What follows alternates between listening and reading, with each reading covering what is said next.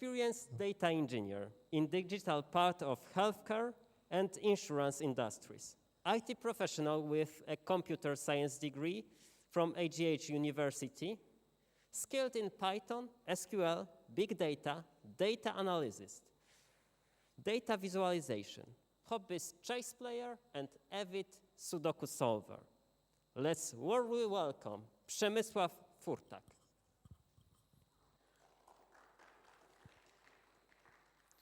Thank you.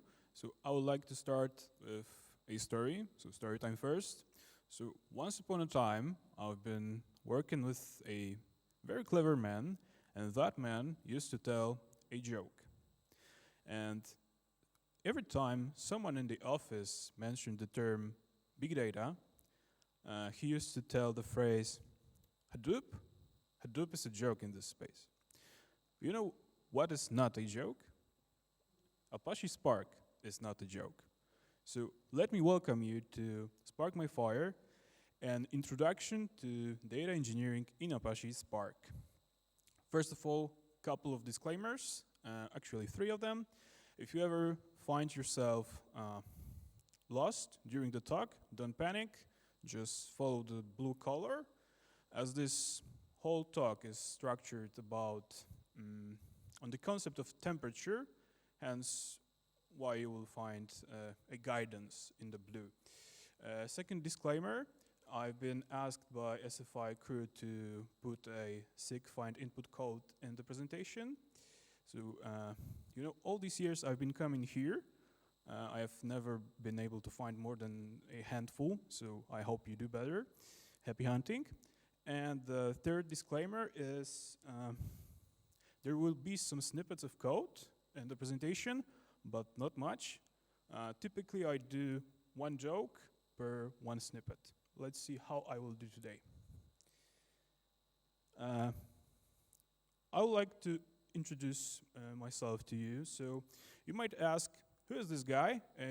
Why does he have an audacity to make fun of Hadoop? So my name is Przemysław Furtak, and currently I'm working in Aon Krakow, where I'm responsible for hierarchical big data products development in Spark.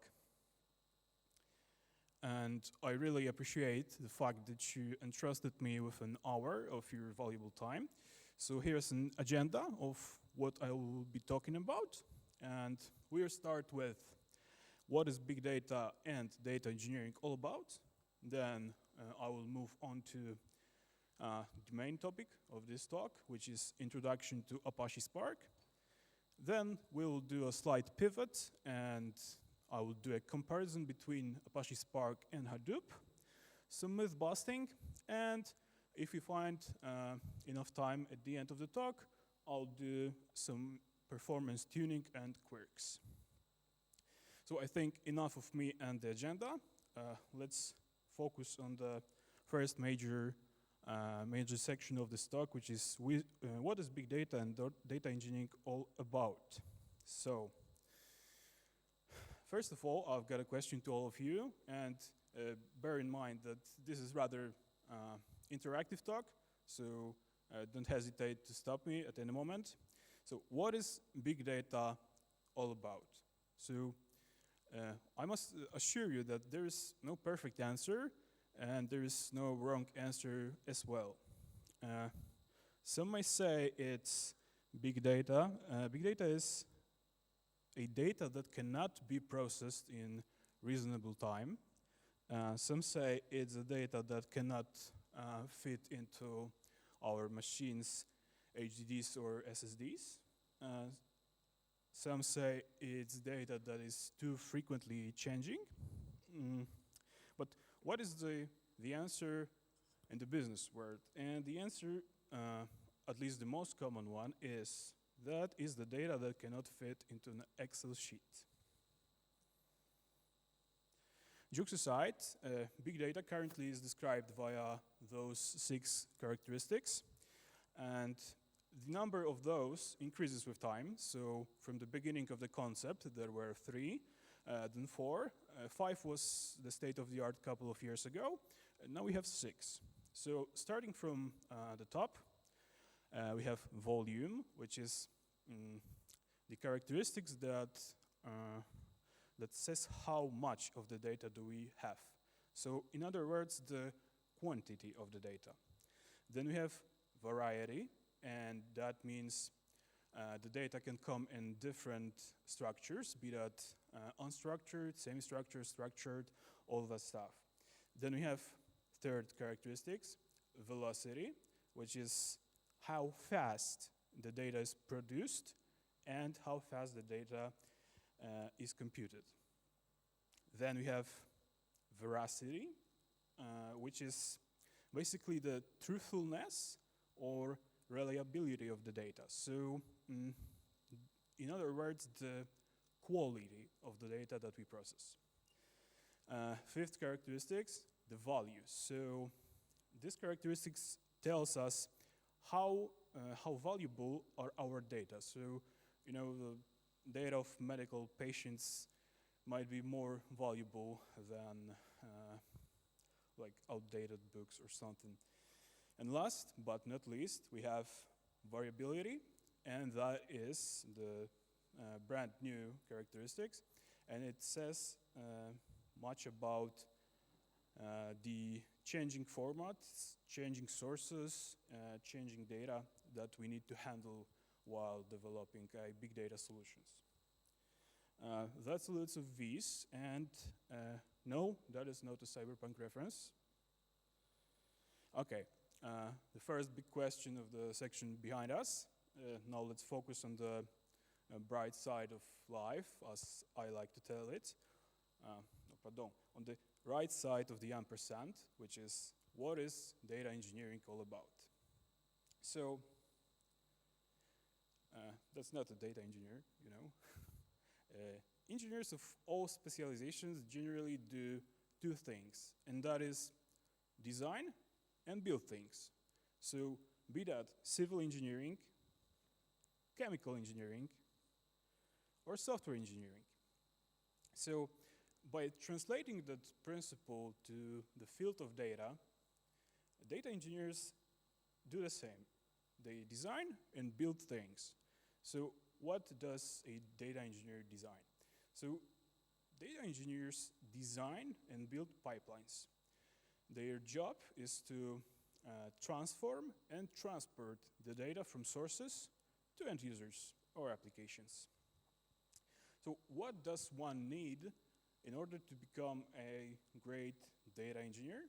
And the answer right here might be far easier to come up with and perhaps far stricter.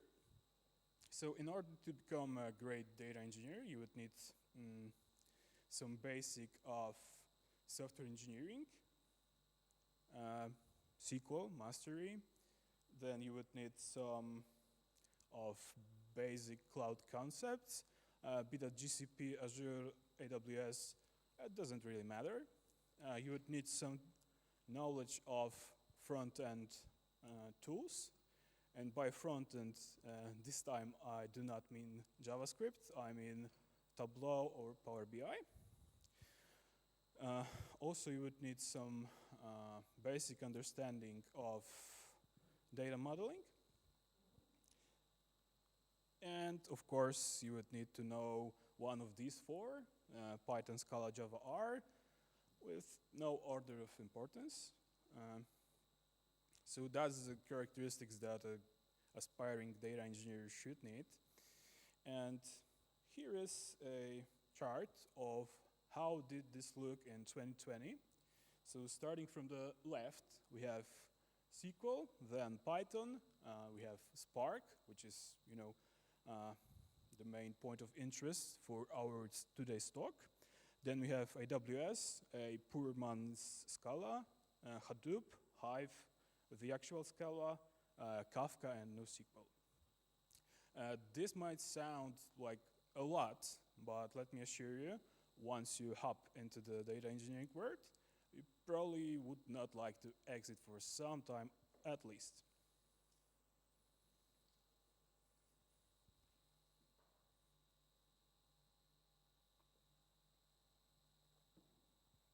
Okay, the first section of the talk behind us. Now let's focus on the single most important thing that I will be talking today, and that is introduction to our main character, Apache Spark. So what is Apache Spark? Apache Spark is an open source analytics engine framework for big data computing, basically. It was originally developed at UC Berkeley, that is University of California in Berkeley. Later, the code base was donated to Apache Software Foundation, and it does remain under them to this very day, hence why it's open source and so widely popular.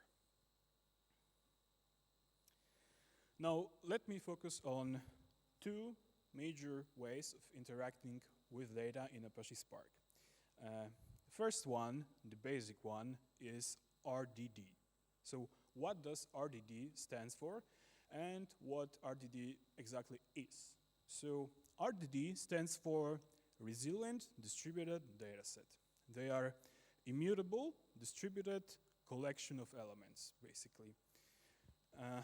This is the fundamental abstraction of Spark and the single most important thing that makes Spark Spark. That's how you define an RDD. That's one joke for me.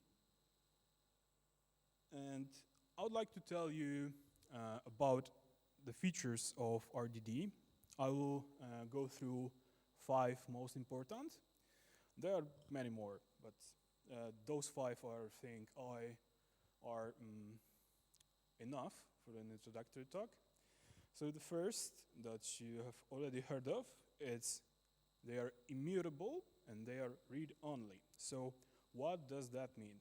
So when we create an RDD, we cannot perform an operation that would add the data to RDD. We cannot perform an operation that drops the data to RDD.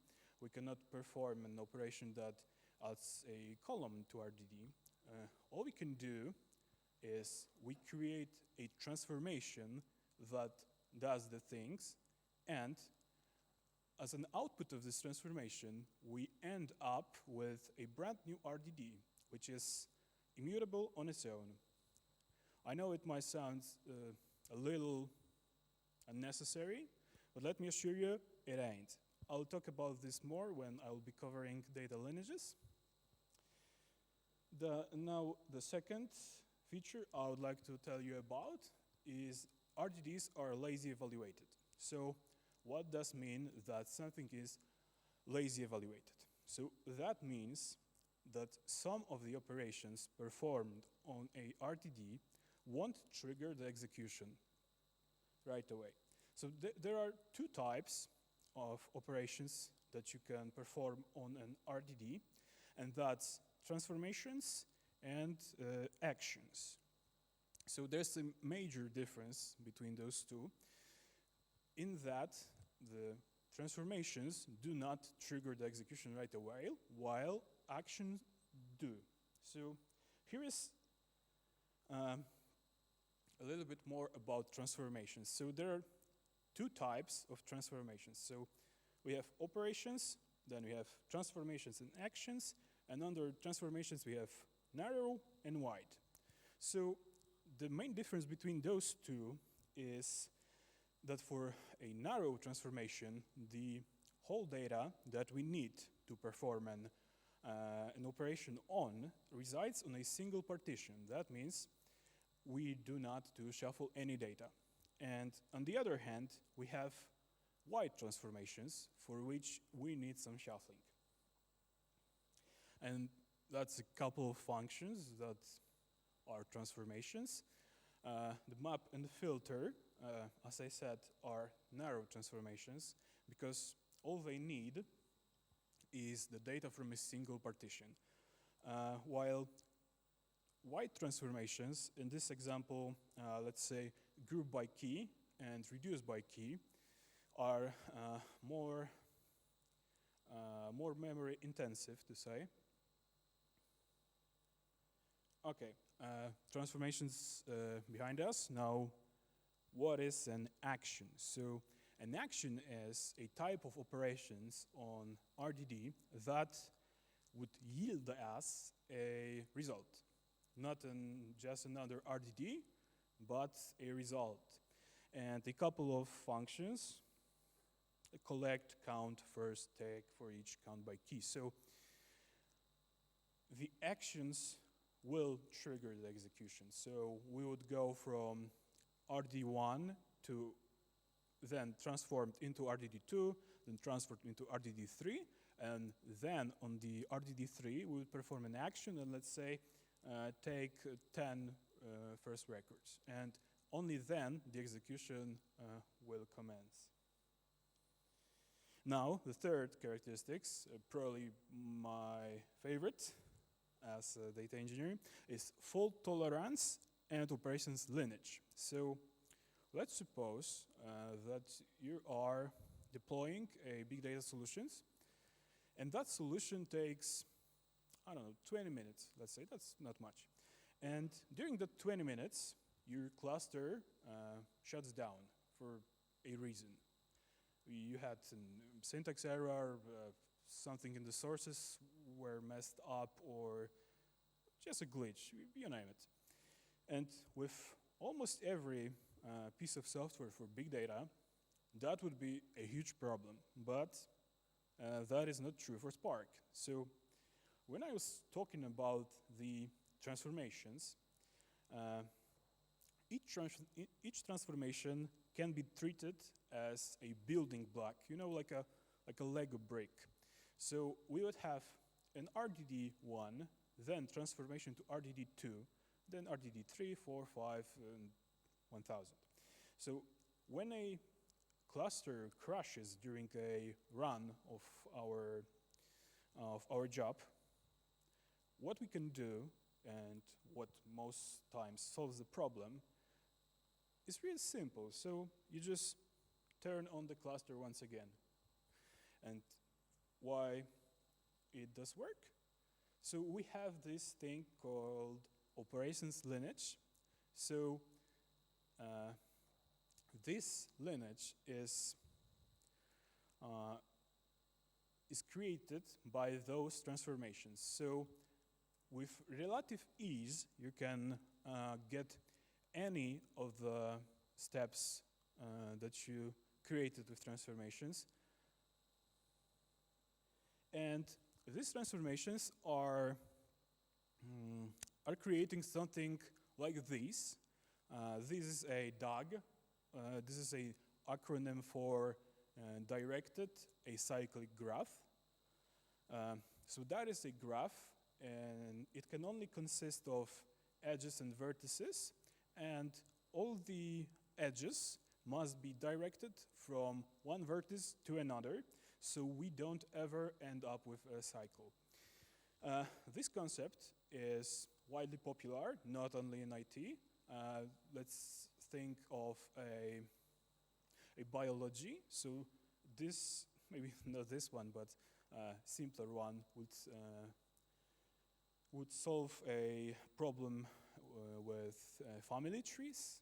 It is also used for paper citations in the scientific world, and of course in IT, in Apache Spark or Apache Zeppelin, Apache Airflow Scheduler. Okay, the third characteristic is done. Now we have fourth one, which is partitioning. And partitioning means that our RDD is distributed across the nodes in our cluster. I'll talk about partitioning in more detail when I'll be covering the performance in the last section. But with partitioning already in place, we can achieve parallelism. I hope I got that right. And that means we are dealing with huge data sets. As I said, a couple of terabytes or even petabytes. So we need parallelism to be efficient, basically. So when our RDD is distributed across a couple of hundred nodes, then it executes in parallel, hence why it's efficient and why it cut down the time for execution to happen. So RDDs, what are they useful for? And the answer is they are useful for unstructured or semi-structured data. They are useful for an approach when you like the control over the data that you are working with. So this is more how to do something approach. So let me get my first prop. That is a deck of cards, standard one, 52 cards. So if I were to do a card sorting via RDD, it would be something like take the cards out of the box, sort them into 4 partitions, then sort each partition by a number, and then shuffle via the symbol. And that's how would an RDD solve this. So when to use them? So basically, you need a full control over your data. You are working with unstructured or semi-structured data like tweets, and you don't really care about the built-in Spark optimizations engine, and are somewhat okay with inefficiencies. So what are the main problems with RDDs? There's one I can tell you right away, and that is you are working with a huge data set, and it works slower than you might think it would.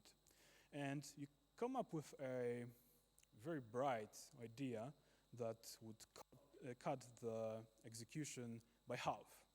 And you deploy it to production, and it's even slower. So basically, you can create problems for yourself. Okay, RDDs covered. Let's take a look at data frames, which is the second major way of interacting with data in Spark. And please treat data frames as a table. So each column does have a name and type associated with it. And data frames are high-level API, and they are an extension to RDDs, let's say. This is how you would declare a data frame. And what's nice about them is that you can write an SQL code against it, no problem. Who knows what this word count is for which book? That's not very much telling, but that's Harry Potter, I think, as I remember correctly. Okay, so what are data frames useful for? And the answer is they are useful for dealing with structured data. They are the primary way of holding those. They are useful for a time when you don't need the full control over the data, but prefer to just tell Spark what to do instead, how to do. So in case of our deck, you would just basically write a sort me this deck and do it fast, please. I know it's a simplification, but that's the difference between those two. And when to use them? So you care about the speed of the execution. You are using structured data, and you don't need a full control over your data. Also, they are much faster than RDDs. They use way less memory because they are optimized via Spark in-house analytics engine. So you don't need to do that yourself.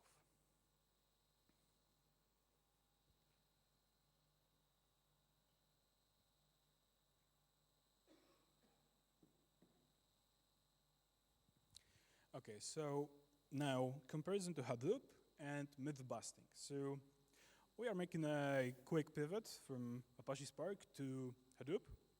So how many of you have heard the term Hadoop? Okay, I see a couple, that's nice. So Hadoop is an open source framework for distributed computing of large data sets. And that's the previous hottest framework out there. It was made to use a MapReduce paradigm, and it's disk-based. So we must understand one thing when comparing Spark and Hadoop. So Spark was developed to address Hadoop's weak sites. So it was made to address the main Hadoop weak site, which is efficiency or speed, I should say. So Apache Spark, so in order to get a better understanding of those two terms, we first need to distinguish between parallel computing and distributed computing. So Apache Spark is based on the paradigm of parallel computing, while Hadoop on the distributed computing. So parallel computing is a simultaneous use of more than one processor to solve an issue, while distributed computing is the simultaneous use of more than one computer. So the difference is more than one processor, more than one computer. And how does that look in the real life? And that's a comparison. So Spark is way faster than Hadoop. Spark is also better for machine learning, but Spark is way less secure than Hadoop. It's more costly, as you know, RAM is inherently more expensive than disk space these years and many years to come forward. It is harder to set up than Hadoop, and it is way harder to be set up correctly. And also it is harder to scale. So I've been personally in situations in which simple scaling up the AWS cluster would do little to nothing for its cost. And then we have myth busting. So is Scala faster than Spark? I mean, sorry, it should say Python. And the answer is yes, it is. But when we are talking about Apache Spark, both Scala and Python are first-class citizens there. And both are fast, and you don't really need to pick one side. So this comes from a bias problem that many of the developers in Spark previously used Python, and they are afraid of Scala and functional programming. But the truth is, you can write a pretty good code after learning basic concepts of Scala in no time, basically.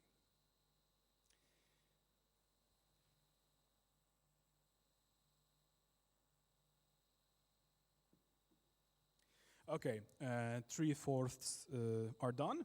Now, my most favorite and closest to my heart section of this talk, and that is performance. So, let me tell you a tale of skew, salt, partitioning, cartesian joins, and shuffles. So, it is really important for Spark to be running fast, because I already told you that Spark was made to be fast. It was intended to be fast. So when you're running a big data job and Spark is slower than your previous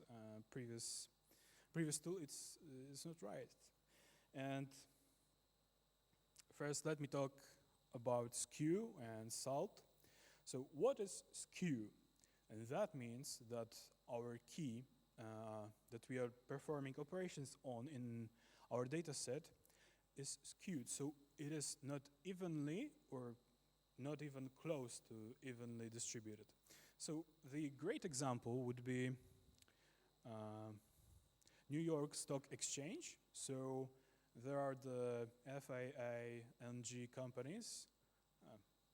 Right now they are named different, as some of them changed their names. But those 5 companies, Facebook, Amazon, Apple, Netflix, and Google, makes about of 40% of all of the stock that's been traded on New York Stock Exchange. And should we analyze that data set that comes from this stock, then we would have a skewed data set. That means when we would be performing a transformation on, let's say, the names of the companies, names of the stock, we would have, let's say, there are 20 companies out there, I don't know how much, but for this example, 20, and 5 of those companies would would yield us a half of the data. So should we repartition that data across our cluster by the name, then our partitions would be uneven, and hence why some jobs would run slower, basically. So what we can do to solve a skew, and the answer is by adding salt. What is adding salt? So that is adding a randomness into the key.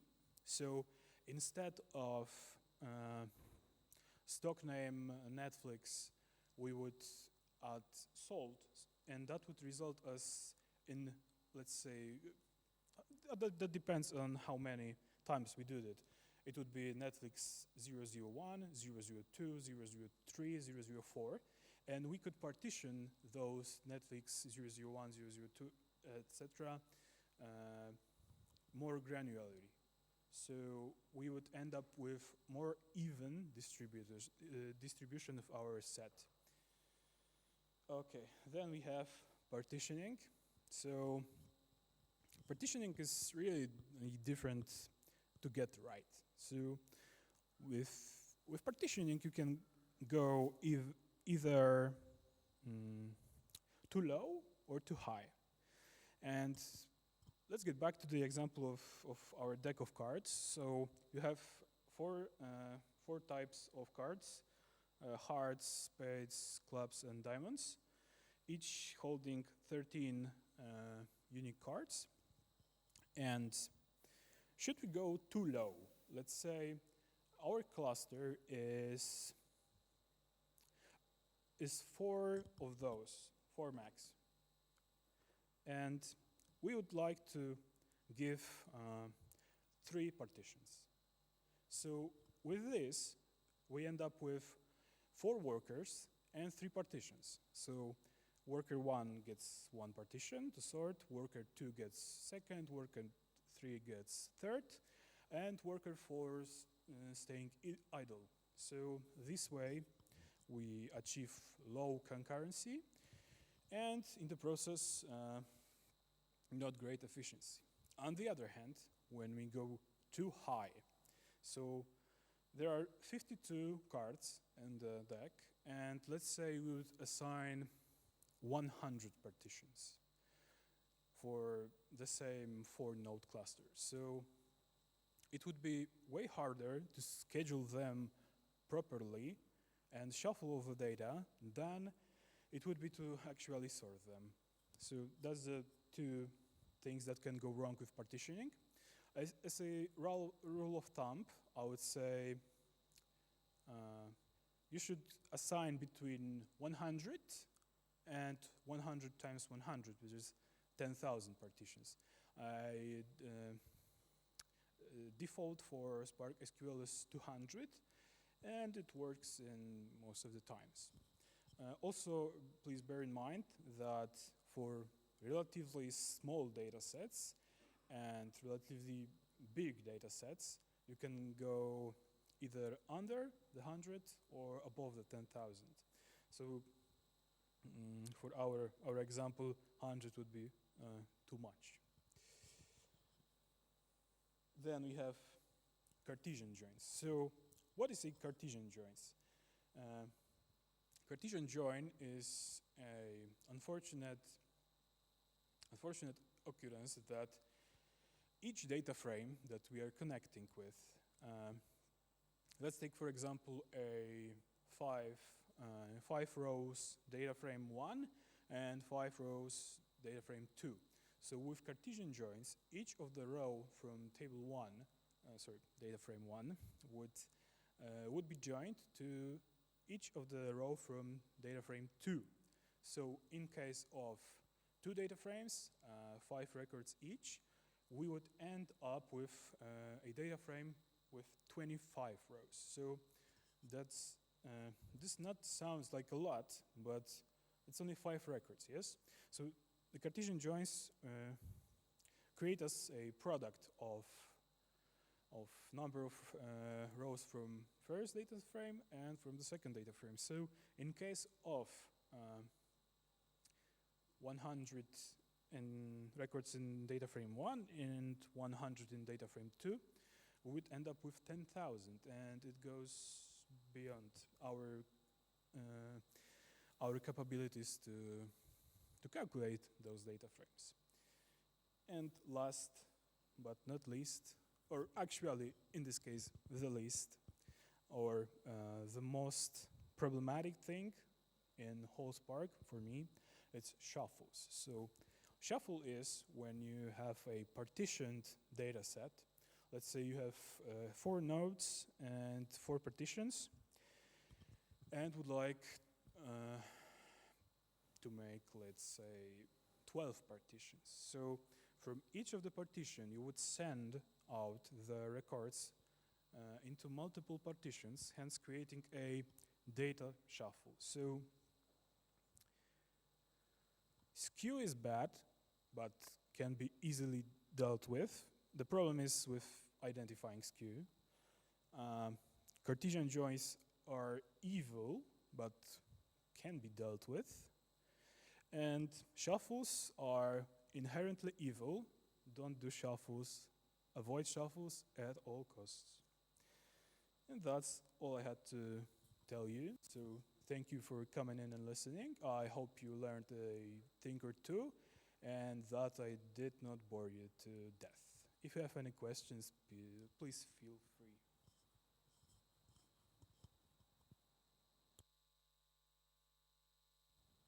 Yeah, any questions? Oh, great.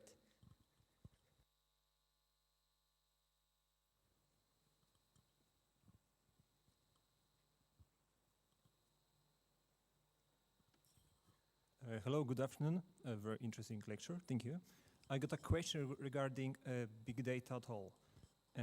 So what do you think, what is the future, what is your point of view when the big data is created by people itself, by searchers in Google, following examples like Google flu trends or prediction of the winner of previous elections in US, or even searching symptoms of COVID, predictions which predicted regions where COVID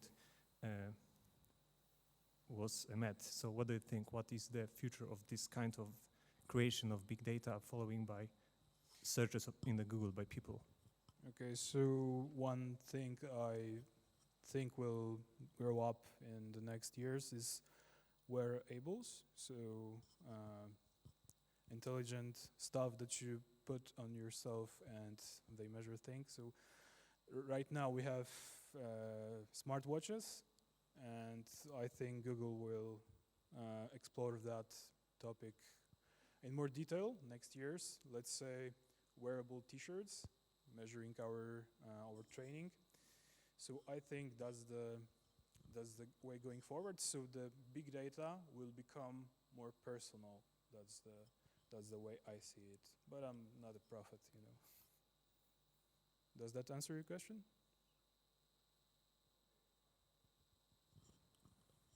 Okay, and the next question. Thank you.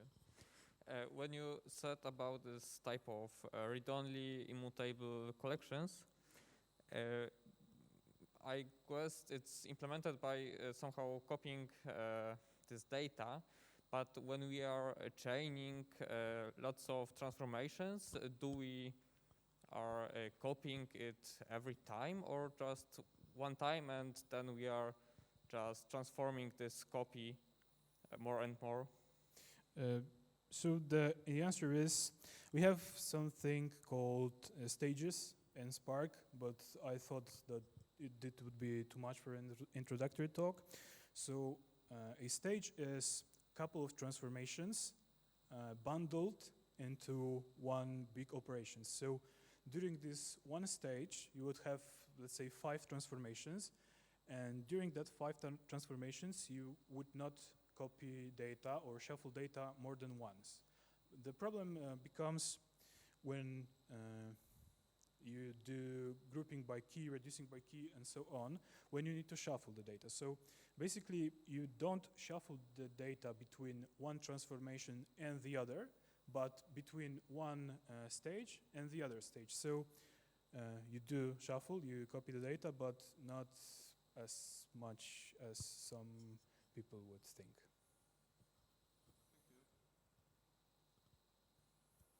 Okay, and the next question. So I would like to know if